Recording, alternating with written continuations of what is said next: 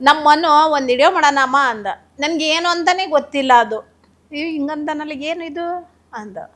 ನಂಗೆ ಗೊತ್ತಿಲ್ಲ ಕಣೋ, ನಾನು ಮಾಡಲ್ಲ, ಜನ ನಗಾಡ್ತಾರೆ ಆಮೇಲೆ ಅಷ್ಟೇ ಅಂದ. ಇಲ್ಲ ಬಾರಮ್ಮ ಅಂದ. ಆಮೇಲೆ ಒಂದು ಸೂಜಿದು ಮಾಡ್ದು. ಸೂಜಿ ತಗೊಂಡು ಚುಚ್ಚಿದ್ರೆ ಬ್ಲಡ್ ಯಾಕೆ ಬರ್ತದೆ ಅಂತ. ಸುಚ್ಚಿರೋ ಲೋಪರ್ ನನ್ನ ಮಗ ಯಾರು ಅಂತ ನೋಡಕ್ಕೆ ಬರ್ತದೆ ಅಂತ ಫಸ್ಟು ಅದೊಂದೇ ಸರ್ ಮಾಡು.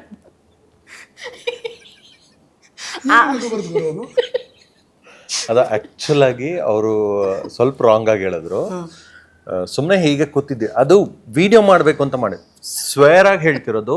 ಅದು ವಿಡಿಯೋ ಮಾಡಬೇಕು ಅಂತ ಅಥವಾ ಈಗ ಕೆಲವು ಟೈಮ್ ನಾನೇ ಹೇಳ್ತಾ ಇದ್ದೀನಿ ಓಪನ್ ಆಗಿ, ಕೆಲವು ಟೈಮ್ನಲ್ಲಿ ನಾವು ಕೂಡ ಬೇರೆಯವ್ರದನ್ನ ಕಾಪಿ ಮಾಡ್ತೀವಿ. ಬಿಕಾಸ್ ಆ ಕಂಟೆಂಟ್ ಚೆನ್ನಾಗಿರುತ್ತೆ, ಜನಕ್ಕೆ ಇಷ್ಟ ಆಗುತ್ತೆ, ನಾವು ಮಾಡಿದ್ರೆ ಇನ್ನೂ ಇಷ್ಟ ಆಗಬಹುದು ಅನ್ನೋ ಕಾರಣಕ್ಕೆ. ಅದಕ್ಕೆ ಎಷ್ಟೋ ಜನ ಕಮೆಂಟ್ ಕೂಡ ಹಾಕ್ತಾರೆ, ಏನು ಕಾಪಿ ಯಾಕೆ ಮಾಡ್ತೀರಾ, ನಿಮ್ದೇ ಓನ್. ಎಲ್ಲಿಂದ ಹುಡ್ಕೋಣ ಓನು, ಎಷ್ಟು ಲಕ್ಷ ಹುಡ್ಕೋದು.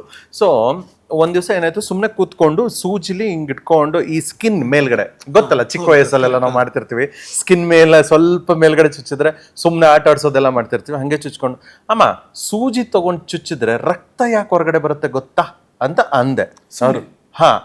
ಅವ್ರೇನಂದ್ರು, ಚುಚ್ಚಿರೋ ಲೋಪರ್ ನನ್ ಮಗ ಯಾರು ಅಂತ ನೋಡಕ್ ಬರ್ತದೆ ಅಂತಂದ್ರು. ವಾವ್, ಇದು ಕಂಟೆಂಟ್ ಮಾಡಿದ್ರೆ ಹೆಂಗಿರುತ್ತೆ.